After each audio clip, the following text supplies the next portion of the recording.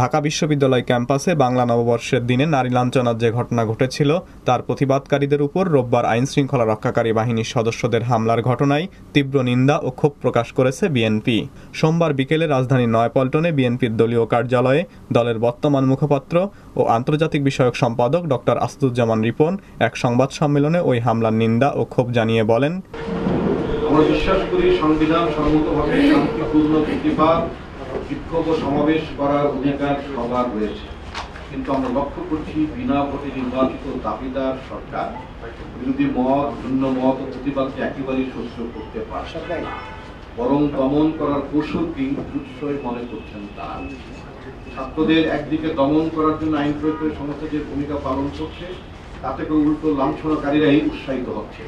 শাসক দলের লাঞ্ছনাকারীরা এতে আশকারা বোধ আইন প্রয়োগকারী সংস্থার দায়িত্ব হচ্ছে দুষ্কৃত দমন করা, কিন্তু তা না করে তারা উল্টো কাজ করছেন।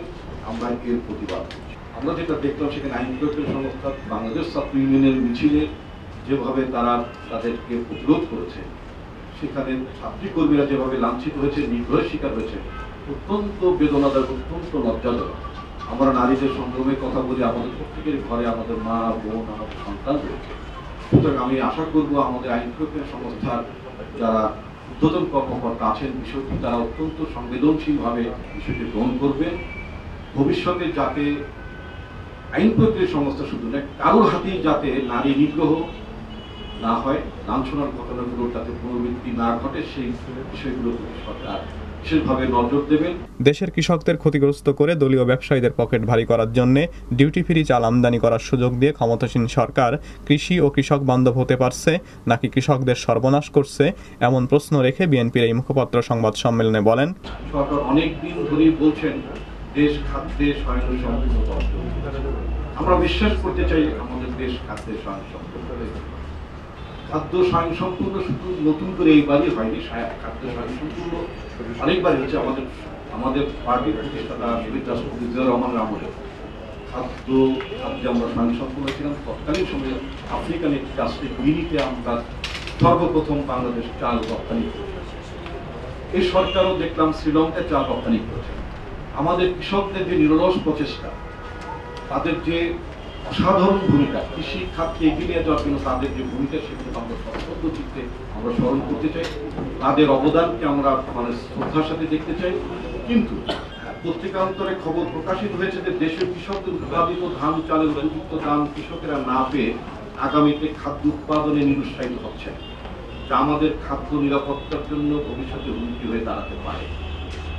খাদ্যমন্ত্রী মতিয়া চৌধুরী বলেছেন, প্রতি 2 বছর অন্তরে ভারতীয় কর্তৃপক্ষ খাদ্য গুদাম পরিষ্কার করার জন্য পুরনো চাল কম দামে বেচে দিয়ে থাকে।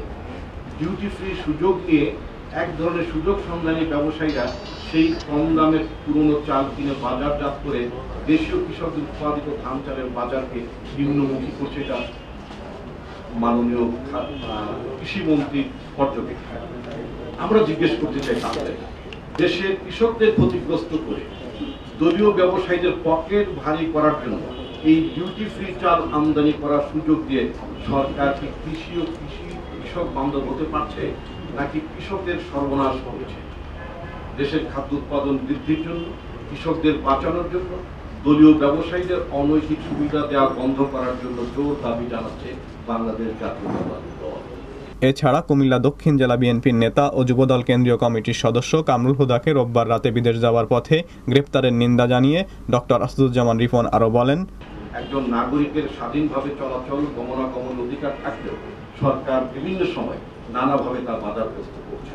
আমরা সরকারের ভূমিকা নিয়ে যাচ্ছি। আপনারা জানেন, বিভিন্ন সময় রাজনৈতিক নেতৃবৃন্দ যখন বিদেশে যান তখন তাদের পাসপোর্ট আটকে দেওয়া, তাদের ফেরত পাঠানো।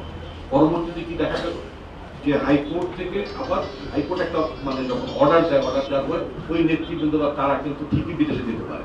তাহলে যে সাময়িকভাবে একজন নেতার বিদেশ গমনাগমনকে বাধা দেওয়া হলো অথবা তার পাসপোর্ট আটকে দেওয়া হলো, এটা কিন্তু খুব এফেক্টিভ মেজার না।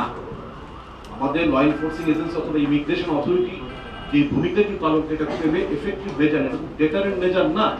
তৎসত্ত্বেও তারা এই কাজগুলো প্রায় করছে। বিভিন্ন সিনিয়র লেভেলের নেতাদের বেলাও করছেন।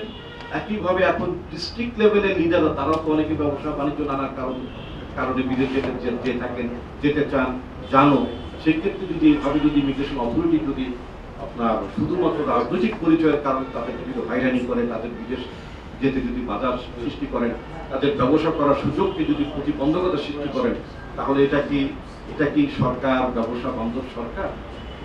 আমরা আশা করব যে ইমিগ্রেশন অথরিটি যে কাজগুলো করছেন, এই যে রাজনৈতিক নেতৃবৃন্দ বা রাজনৈতিক পরিচয় এই নেতৃবৃন্দকে বা কর্মীদেরকে এই যে তাদের বিদেশ গমনের ক্ষেত্রে বাধা সৃষ্টি করছেন, এই কাজগুলো থেকে তাদেরকে বিরত থাকার জন্য আমাদের দল আহ্বান জানাচ্ছে।